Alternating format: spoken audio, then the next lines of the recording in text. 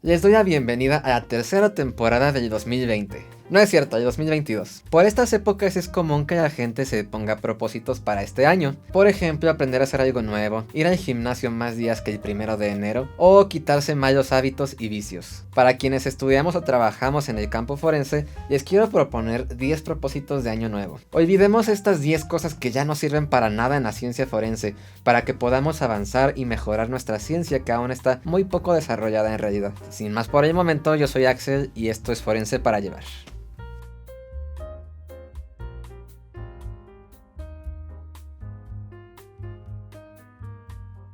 En México las malas prácticas son muy comunes. Quiero dejar un poco de lado algunas cosas que son muy obvias que no deberían hacerse para pasar a algunas otras que seguramente varias personas siguen aplicando sin darse cuenta. O tal vez sí se dan cuenta pero creen que está bien o no les importa. Se las presentaré de más ligeras a más graves para que dimensionemos un poco esto.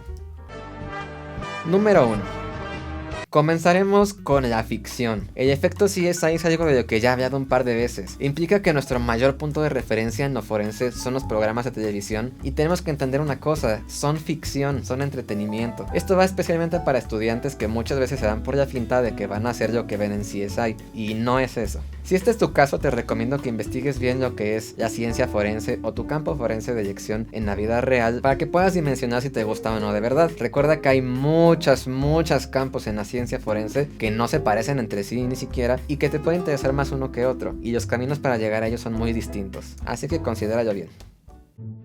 Número 2. El término de escena del crimen. Mucha gente no sabe esto, pero ese término ya no es adecuado. No es que me guste ser purista de lenguaje, porque te entiendo perfectamente a qué te refieres con escena del crimen, pero desde un punto de vista científico tenemos que estandarizar la manera en la que hablamos para que nos podamos comunicar y entender bien. En realidad la palabra crimen en México es algo complicada. Lo que nuestros códigos penales describen en realidad son delitos, no crímenes. Entonces no investigamos crímenes técnicamente. La definición de crimen es delito grave, así que realmente no puedes saber si un delito es grave o no antes de investigarlo, o sí. Y bueno, además de que puede ser que lo que estás investigando ni siquiera fue un delito. El término adecuado es lugar de investigación. También tenemos la propuesta de lugar de intervención, que es un poco más amplia. Pero realmente la intervención no es únicamente en campo. También puedo intervenir en un caso desde un laboratorio o desde un escritorio haciendo trabajo documental. Es por eso que el término es un poco más ambiguo. Si nos referimos a campo específicamente, lugar de investigación. Número 3. Las poses. Como les encanta a algunos científicos decir que soy el doctor profesor Patricio y traen su bata por todos lados y puras cochinadas. Y digamos que nada más anduvieron de mamadores un rato y pues no importa. Lo que pasa es que a veces esto lleva a un ejercicio muy erróneo de darle mayor prioridad a la manera en que las personas se ven o se presentan que a su conocimiento y trayectoria. ¿Me estás diciendo que un disfraz es más importante que lo que sabes? Y la verdad es que muchas veces se basa esto en estereotipos, lo cual pues es completamente opuesto a lo que buscamos en la ciencia forense. Y no solo eso, también puede ser antihigiénico. La bata se usa para protegerte de cosas. Si usas una bata para estudiar un cadáver, drogas o sustancias tóxicas y la sacas de tu laboratorio para ponértela en una audiencia de juicio oral, ¿no crees que estás llevando contaminantes? Número 4. La desactualización es muy peligrosa. Está bien que nos encante el concepto de material sensible y significativo, pero la realidad es que ya no aplica.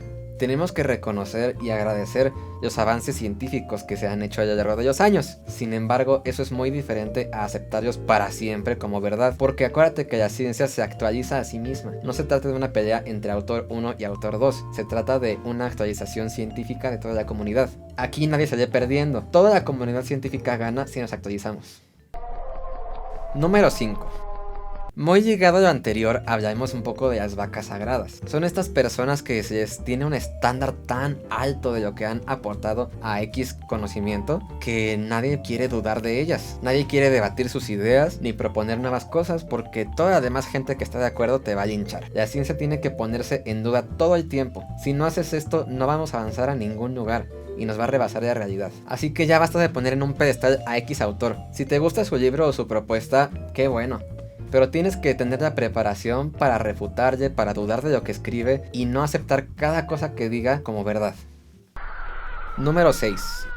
Recordemos que en la ciencia tienes que llegar a hacer una investigación con la mente en blanco. Es decir que cuando llegas tienes que dejar de lado todas esas cosas personales que puedan comprometer tu investigación. Y específicamente en este caso hablemos de los estereotipos. En la ciencia forense son especialmente peligrosos. Estamos hablando de que trabajamos con personas que delinquen. Y desafortunadamente hay muchos estereotipos acerca de cómo se ve un delincuente. Estos estereotipos siempre son racistas o clasistas o elitistas o discriminatorios de cualquier otra manera. Si llegamos con una idea predeterminada y además equivocada de lo que una persona tiene que hacer o cómo tiene que verse para ser delincuente, ya perdiste. Tu investigación no va a llegar a ningún lugar.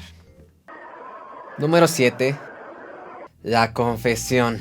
Todavía hay personas que creen que va a llegar un delincuente y después de escuchar a las víctimas llorando desesperadas y después de escuchar toda la ciencia en su contra, se van a hincar, a rogar y decir: por favor, sí fui yo, lo admito, pero es que no encontraba otra manera, me arrepiento mucho, por favor no me dejen ir a la cárcel. Eso no pasa, no sean ingenuos. No quiero decir que no se registren confesiones, porque sí se registran confesiones, pero hay muchas razones por las que una persona confesaría. Una es porque está bajo amenazas, porque está encubriendo a una persona que quiere y que sí cometió el delito, o por tortura. Imagínate que te están torturando constantemente, te causan mucho dolor y se detienes y dices que sí fuiste. Recordemos que estos son elementos subjetivos y que tener uno de estos no termina la investigación para nada. Al contrario, tenemos que fundamentar todo con elementos objetivos, lo que nos lleva al siguiente punto. Número 8. La subjetividad. Hablando específicamente de las ciencias en el campo forense, tenemos que evitar que la información subjetiva se meta. Es contaminante para nuestra investigación, que tiene que ser objetiva. Pero no confundan esto con otra cosa que la gente suele mezclar con la objetividad. Si una persona te dice que fue víctima de un delito, por supuesto que puedes creerle. Recordemos que quienes trabajamos en la ciencia forense tenemos que separar nuestra vida científica muy objetiva con nuestra vida emocional que sí podemos tener. Tienes que entender que estás trabajando con una persona que sufrió un trauma y que no está en su mejor condición de salud mental. Tu trabajo en la ciencia forense seguramente no incluye tratar la salud mental de las personas, pero tampoco incluye empeorarla. Esto se llama revictimización y no únicamente es dañino para las personas, sino que también empeora esa investigación. Desafortunadamente no podemos volar como Superman y escuchar cuando una persona está en aprietos para ir a salvarla. Requerimos que una persona nos avise que sucedió un hecho que se tiene que investigar. Es por eso que las testimoniales tenemos que usarlas como noticia criminal. Sin embargo, los elementos subjetivos y las minucias que estén ahí adentro se quedan detrás mientras haces tu investigación objetiva. Número 9.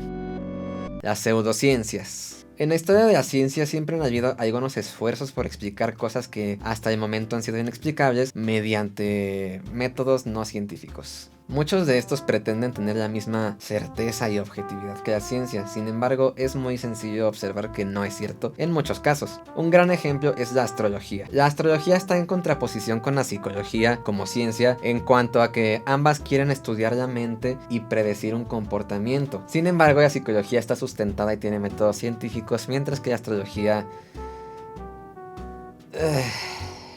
No, por supuesto si lo usas como juego pues no pasa nada, pero cuando lo quieres meter con algo tan delicado como la libertad de una persona o la justicia, pues como que no es el lugar, ¿no crees? Afortunadamente nunca he visto a la astrología dentro de lo forense, excepto sabes que el CLEU o alguna otra universidad forense hizo ese horóscopo para sus redes sociales, pero hay otras pseudociencias que se siguen usando y que ya no deberíamos usar porque está comprobado que son obsoletas. Una de estas es la grafología, que se presenta como si fuera parte de la psicología en el estudio del comportamiento, pero la psicología científica moderna por supuesto que no la reconoce. La grafología propone que a través de la observación de los elementos gráficos que escribimos con nuestra mano puede predecir un comportamiento, determinar una personalidad. Recordemos que existe otra disciplina técnica llamada grafoscopía que sí pertenece al campo forense y sí tiene validez. Esta no quiere nada con la personalidad, únicamente identifica elementos gráficos escritos por una persona. Casi siempre se categorizan juntas, pero realmente sus objetivos son muy distintos y no tienen nada que ver una con otra. Ya dejemos la grafología atrás porque la escritura depende de muchas cosas como la cultura, la fisiología, la anatomía de las manos, entre muchas cosas, pero ninguna de ellas tiene que ver con la personalidad. Otra pseudociencia que todavía veo que se usa, afortunadamente mucho menos, es la raciología, que es esta rama de la antropología que está obsoleta por supuesto, que quiere identificar razas. O sea, quiere decir que hay 3 clasificaciones de ser humano, así como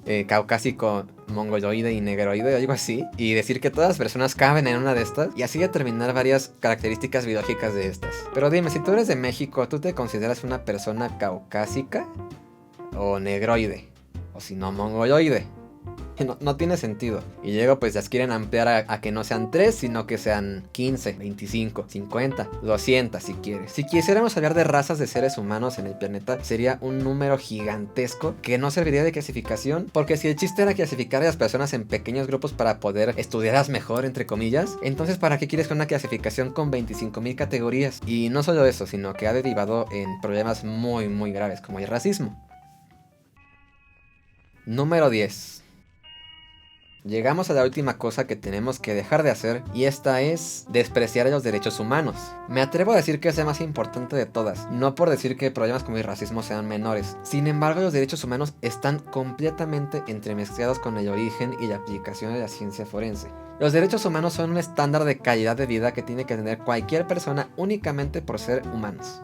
Estos incluyen muchas cosas como el derecho a la vida, a la salud, al trabajo, al descanso, a tener una identidad y que se respete, a tener un juicio justo en caso de involucrarse con algo penal, entre muchas cosas que son básicas para cualquier ser humano. Si tú consideras que una persona merece menos cosas que tú por su orientación sexual, por su identidad de género, por su color de piel, por su escolaridad, por el dinero que tiene o que no tiene, porque tiene capacidades diferentes a las tuyas, o por cualquier otra razón, lamento decirte esto, pero no puedes trabajar en el campo forense. Recordemos que lo forense está al servicio de la sociedad. No me refiero a que trabajes específicamente en una dependencia de gobierno, me refiero a que cualquier trabajo forense tiene el objetivo de mejorar la calidad de nuestra sociedad. Y lo siento mucho, pero la sociedad incluye a todas las personas, incluidas las que no te gustan. Gracias por ver este video. Si te gustaron estos propósitos de año nuevo, por favor síguelos, es la mejor manera en que puedes apoyarnos. Pero si nos quieres apoyar un poquito más, nos puedes dejar un like, compartir este video, seguirnos en redes sociales y dejar un comentario si gustas. Recuerda que resolvemos todas tus preguntas. ¡Nos vemos!